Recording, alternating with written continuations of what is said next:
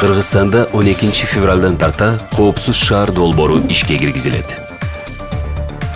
Негизги максат адам өмүрүн алган жол кырсыктарын 0%га түшүрүү. Экинчи максат жол кырсыктарын 50-70%га чейин азайтуу. Орнотулган аппараттык программалык комплекстер төмөнкү жол кыймылынын эрежелерин бузууларын аныктайт. Белгиленген ылдамдыктан ашуу.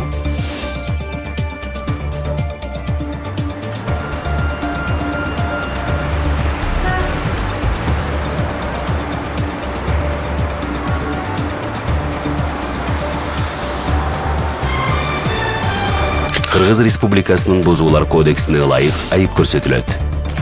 Ыйгарым укуктуу органдар видео тасма жана сүрөттөр иштелип чыккандан кийин унаа каражатынын ээсине айып салуу жөнүндө токтом жөнөтөт. Жол эрежесин сактоо өмүрдүн мыйзамы.